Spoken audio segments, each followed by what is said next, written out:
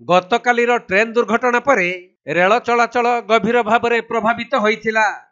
धीरे धीरे रेल चलाचल स्वाभाविक हेउथबा बेले गतकाली एक यात्रीवाही ट्रेन लाइनच्युत हेबा फଳରେ जनकर मृत्यु और 12 रु अधिक गुरुतर आहत होइछंती। एपरी अघटन घटिथिला कटक निर्गुंडी स्टेशन निकटरे।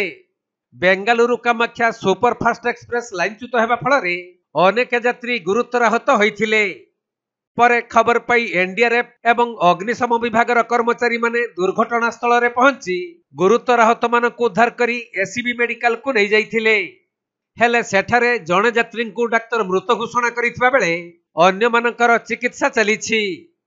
सेपटे बाहानगा ट्रेन ट्रेजेडी परे बारंबार रेल दुर्घटना सामना को आसुछि, जेउथिपाई लोक माने ट्रेन रे यातायात करिबा को भय करुथबा बेले ट्रेन दुर्घटनार सठिक तदंत करी कार्यानुष्ठान नेबा पाई विभिन्न महलरू दाबी हेउछि।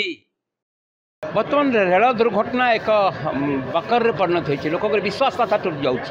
बाहाना केस देखते 280 300 लोक मरले, 100 लोक डेड बॉडी चिन्हट हो पाला ना। आ गोटे दुर्भाग्य, सारा पृथ्वी में दुर्भाग्य नथिबो। एभली दुर्घटना पर भी कार्यानुष्ठान गोटे साधारण कर्मचारी पर है। ये हूँ इनक्वारी, ये हूँ रेलवाईर सेफ्टी और सुरक्षार प्रश्न। लोकंर विश्वासता तुटी जाऊँगी।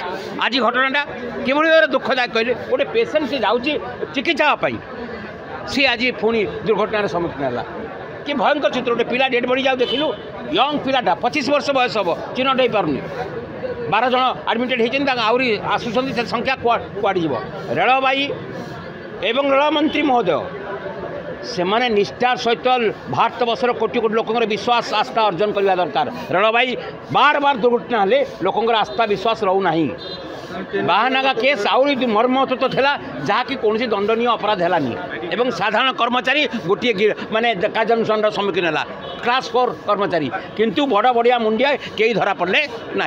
ताले किए मखेरी हम इनक्वारी प्रकृत इनक्वारी हवा दरकार, दंडित हवा दरकार, एग्जाम्पल क्रिएट हवा दरकार, लोकंकर विश्वास आस्था तैयारी हवा दरकार। रेलवाई प्रति भारत वर्षर जोगाजोगर प्रमुख केन्द्र होती रेलवाई। दैनिक कोटी कोटी लोक ट्रेन में जावासा करती। उच्च स्तर तदंत एग्जाम्पल बाहानगर तदंत है, गोटे लोक कर्मचारी गिरफ है। सी तदंतर कौन प्रक्रिया हम कहले मत कि विश्वास आस्था रेलवाई लोकंकर सृष्टि कर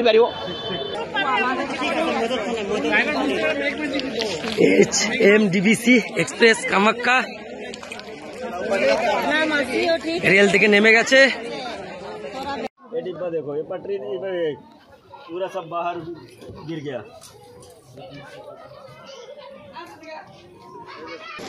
हठाৎ कटक থেকে পেরিয়ে কেন্দ্রডাঙ্গা পাড়া ধরে স্টেশন ঢোকার আগে লাইনচ্যুত হয়ে যায় 3টি বগি পরপর।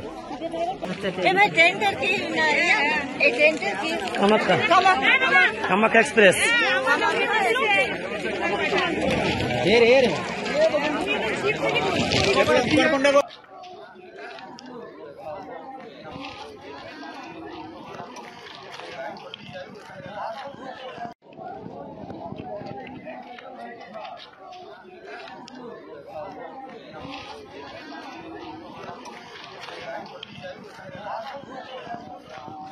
कटक जिला प्रतिनिधि राजेश कुमार साहू का रिपोर्ट, कोणार्क लाइव।